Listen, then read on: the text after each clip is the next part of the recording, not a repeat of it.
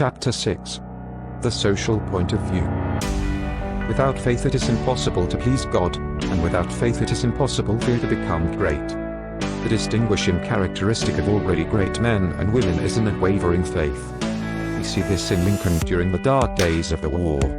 We see it in Washington at Valley Forge.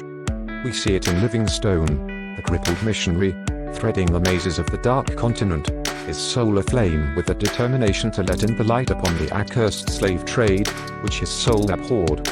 We see it in Luther, and in Francis Willard, in every man and woman who has attained a place on the muster roll of the great ones of the world. Faith, not a faith in oneself or in one's second own powers, but faith in principle. In the something great which upholds right, and which may be relied upon to give us the victory in due time. Without this faith it is not possible for anyone to rise to real greatness. The man who has no faith in principle will always be a small man. Whether you have this faith or not depends upon your point of view. You must learn to see the world as being produced by evolution, as a something that is evolving and becoming, not as a finished work. Millions of years ago God worked with very low and crude forms of life, low and crude, yet each perfect after its kind. Higher and more complex organisms, animal and vegetable, appeared through the successive ages. The earth passed through stage after stage in its unfolding, each stage perfect in itself, and to be succeeded by a higher one. What I wish you to note is that the so-called lower organisms are as perfect after their kind as the higher ones. That the world in the Eocene period was perfect for that period. It was perfect, but God's work was not finished. This is true of the world today. Physically, socially, and industrially it is all good, and it is all perfect.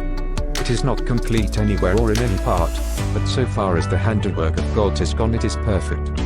This must be your point of view, that the world and all it contains is perfect, though not completed. All's right with the world. That is the great fact.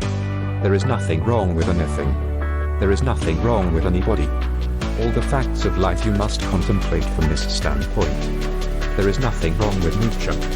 Nature is a great advancing presence working beneficently for the happiness of all. All things in nature are good. She has no evil. She is not completed. For creation is still unfinished, but she is going on to give to man even more bountifully than she has given to him in the past. Nature is a partial expression of God, and God is love.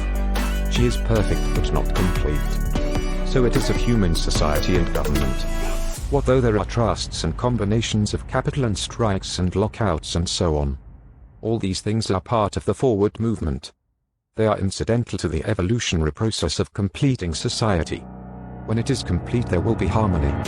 But it cannot be completed without them. J.P. Morgan is as necessary to the coming social order as the strange animals of the age of reptiles were to the life of the succeeding period, and just as these animals were perfect after their kind, so Morgan is perfect after his kind.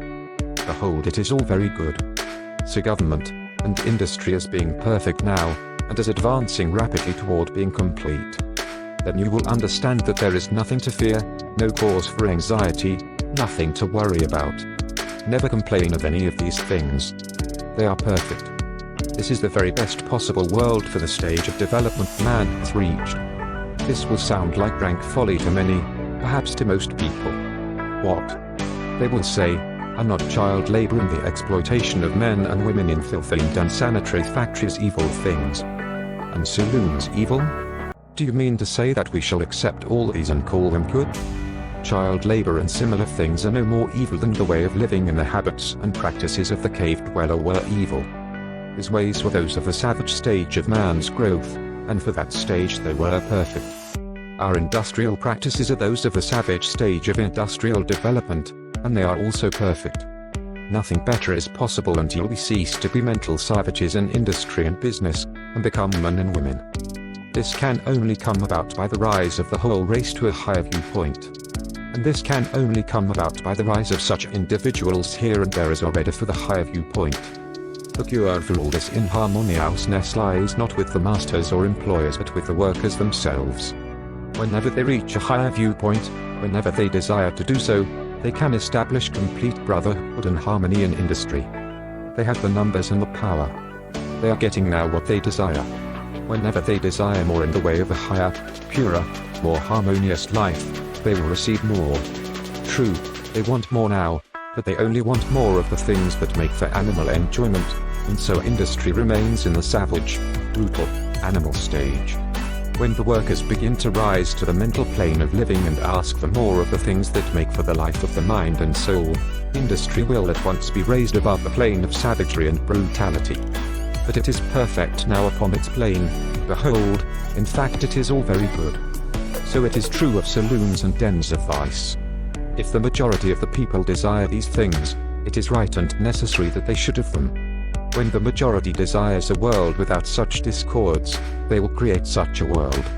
So long as men and women are on the plane of bestial thought, so long the social order will be in part disorder, and will show bestial manifestations. The people make society what it is, and as the people rise above the bestial thought, society will rise above the beastly in its manifestations. But a society which thinks in a bestial way must have saloons and dives. It is perfect after its kind, as the world was in the Eocene period, and very good. All this does not prevent you from working for better things. You can work to complete an unfinished society, instead of to renovate a decaying one. And you can work with a better heart and a more hopeful spirit. It will make an immense difference with your faith and spirit whether you look upon civilization as a good thing that is becoming better or as a bad and evil thing that is decaying. One viewpoint gives you an advancing and expanding mind and the other gives you a descending and decreasing mind. One viewpoint will make you grow greater and the other will inevitably cause you to grow smaller.